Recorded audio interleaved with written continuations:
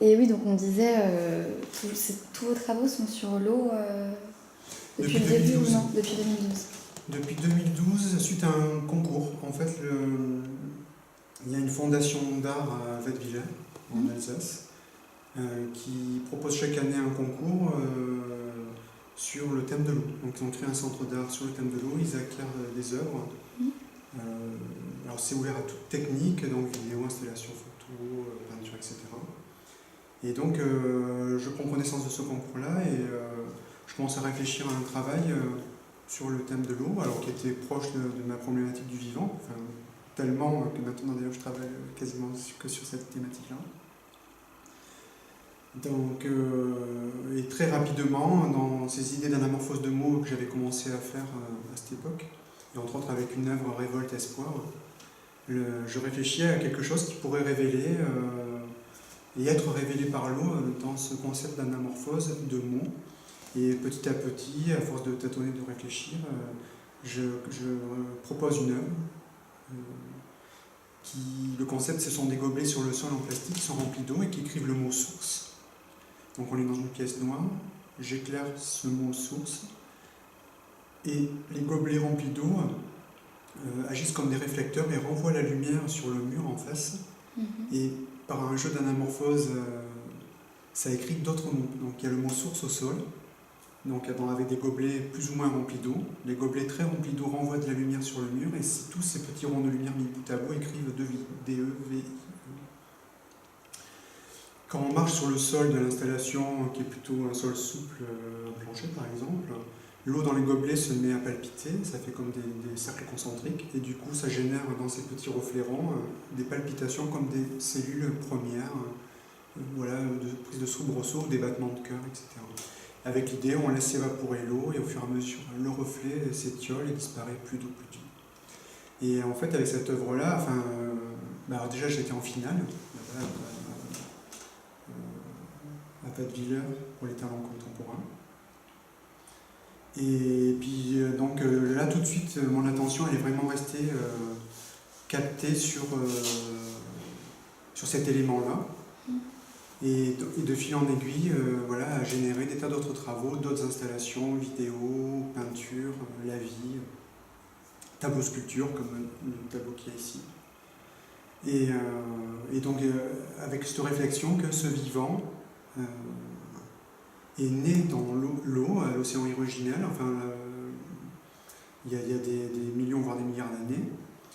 Donc des cellules premières se sont développées dans ce liquide, ont été portées par cette eau, par cet océan, se sont organisées, ont créé des structures un peu plus complexes, puis à un moment sont sorties de cet élément, mais comme par crainte de le quitter, elles ont créé des structures corps où elles emmenaient l'eau avec elles. Donc elles sont quittées, voilà, ça donne des êtres qui sortent de l'eau, mais en même temps qui la conservent à l'intérieur d'eux-mêmes.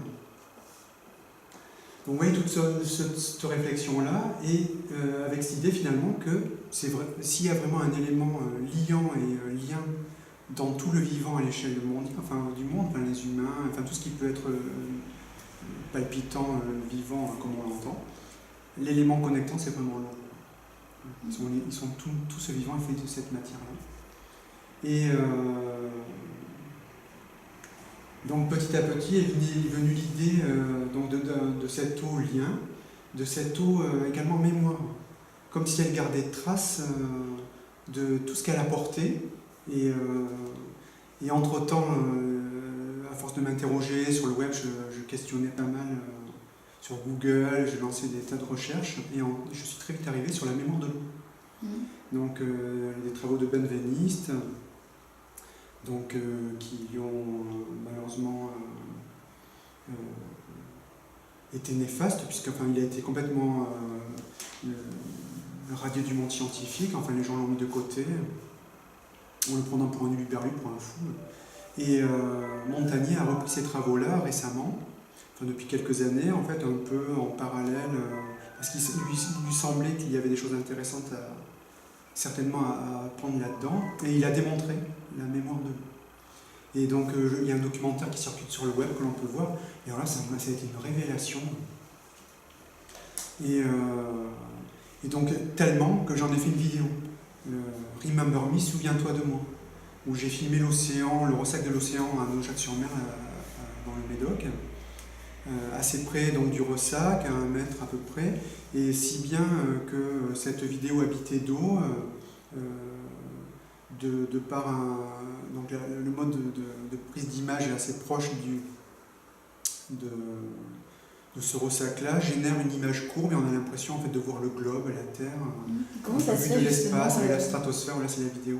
Ouais, mais justement, comment vous avez fait pour que ça donne cette impression de globe En fait, je n'ai pas utilisé de fisheye, d'ailleurs j'aurais pu, ça aurait même accentué. Ça a été une heureuse surprise, enfin, comme quoi les idées, ça vient, voilà, vous pratiquer. Vous voyez, j'étais à l'océan, j'habite à côté de l'océan, donc l'été j'y suis presque tous les jours. Et je me suis mis à faire des images de l'eau.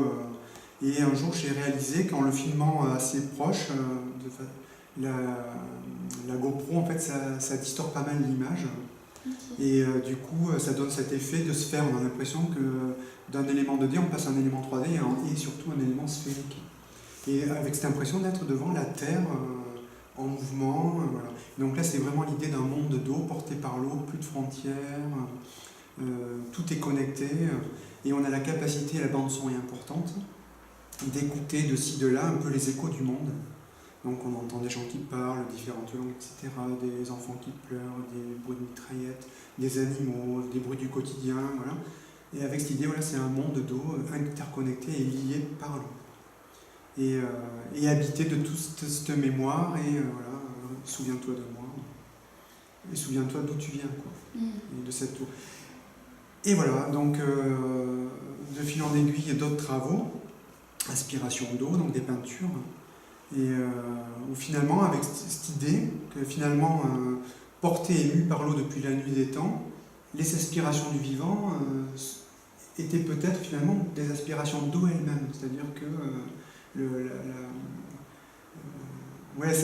même moi, j'arrive pas trop à expliquer ça, je ressens quelque chose par rapport à ça, avec l'idée que